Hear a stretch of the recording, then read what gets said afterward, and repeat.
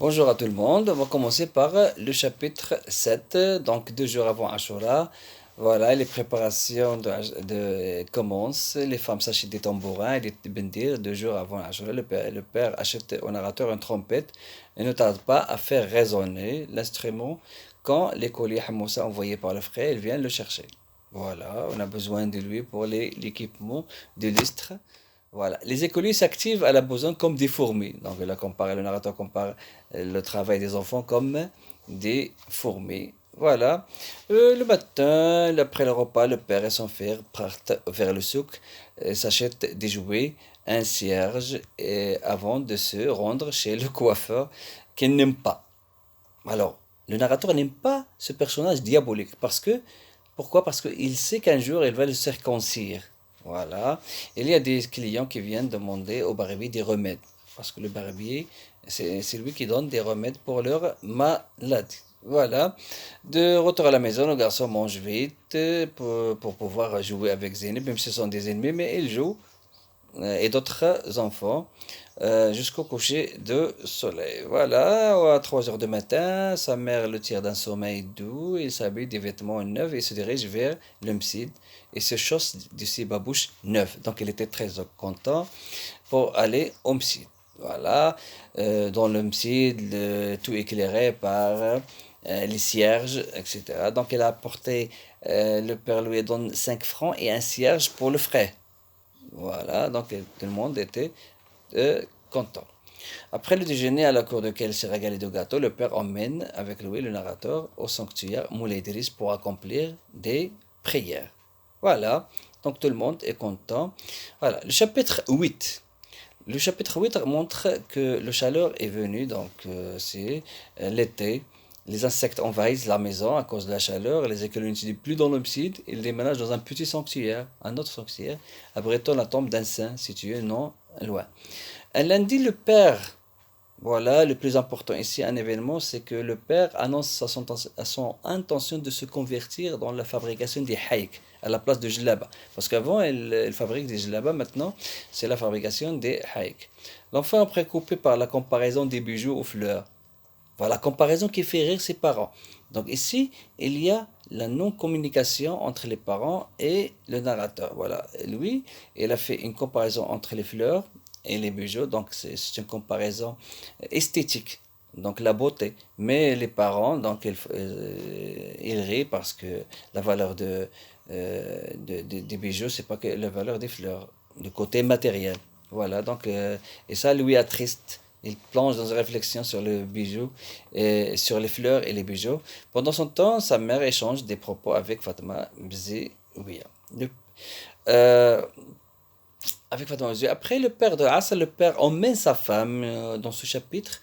Voilà, le père emmène sa femme, aussi Fatma Bzéouia et son fils au souk dans le but d'acheter des bijoux à sa femme. Le père se dispute avec un courtier de bijoux. C'est un homme malhonnête, donc il se dispute. Ayant perdu les traces du père, le narrateur et sa mère et les voisins se rentrent à la maison. Léla Zubida et son fils pleurent parce qu'ils ont perdu son père dans le souk et il attend le retour de Afsla. Donc à la fin, il est retourné avec les bracelets, il a acheté les bracelets, mais la Zubida les reçoit à contre-cœur parce que c'est un mauvais signe pour elle. Cette nuit, le narrateur fait un cauchemar lorsqu'il se réveille le matin. Le père dispense d'aller au Msid. Voilà. Voilà, dans un autre événement, c'est la visiteuse, c'est la Laïcha qui vient rendre visite après que la mère abandonne les moments du souk. La visiteuse, ça veut dire la Laïcha, l'informe que son mari l'a abandonnée et épousé la fille de coiffeur, Abdelrahman. Voilà, donc ici le remariage de Moulay El-Arbi. Alors Moulay El-Arbi, il a rencontré Salama. Salama, c'est une femme, euh, c'est une femme qui lui est aussi, qui était normalement, qui a aidé le narrateur, le Moulay El-Arbi à se marier avec la femme, la fille de Kovar. C'est une marieuse professionnelle. Soudain, le narrateur se sent mal et s'endort. Alors, Moulay Abi se remarie parce que normalement, l'Aïcha, elle est stérile. Voilà, donc ça c'est pour le chapitre 8. On va voir le chapitre 9. On est toujours. Alors, le narrateur se sent encore mal, les parents sont affligés après un dîner triste. Le matin, le père part, l'enfant éprouve la vie autour de lui, et même s'il se sent mieux. Voilà. Alors ici, dans ce chapitre le plus important, au chapitre 9, c'est la ruine du père du narrateur. Donc il est ruiné et il a fait part de son intention de décider de travailler comme ouvrier moissonneur dans les environs de la ville. Fatma Bzouia lui apporte une boisson à la menthe sauvage qu'elle boit à mauvais gré. Voilà. La mère sort pour aller rendre visite à son ami. Le narrateur reste dans son lit pour tromper l'ennui causé par la phrase entendue du retour de sa mère. La mère le réveille, lui promet une omelette, etc., etc. Donc, ici, donc, il éprouve le vide, il est déséquilibre parce que le déséquilibre à cause normalement, de l'absence de père. Et aussi, il ne vaut pas sa boîte à merveille parce que les objets lui inspirent la tristesse. Donc l'absence de père. Ici, normalement, le rôle de père, elle était très important pour le narrateur. Le chapitre 10. Un garçon, voilà, le chapitre 10, le plus important, c'est que l'Aïcha et le Zubida vont visiter un voyant aveugle. Donc ce chapitre, il y a une question qui s'est posée dans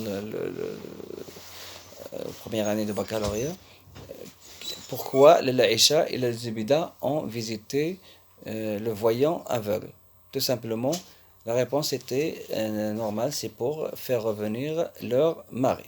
Bon, donc, et aussi qu'il y a la relation entre le narrateur et le voyant aveugle. Le voyant aveugle, lui aussi, il a un panier et le narrateur, il a sa boîte à merveille. Donc, voilà.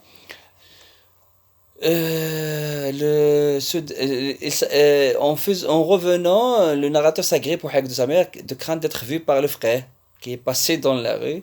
Chemin faisant, la mère refuse de lui acheter une grenade. Donc ce sont des événements secondaires.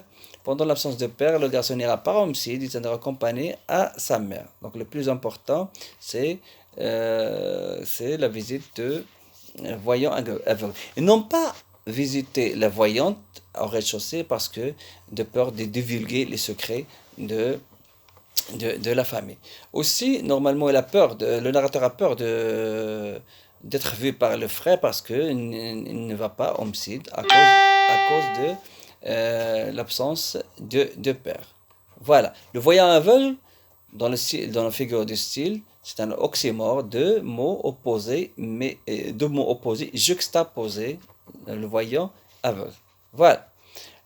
Ça, c'est pour le chapitre 10. Le vidéo prochain, on va attaquer le chapitre 11 et 12.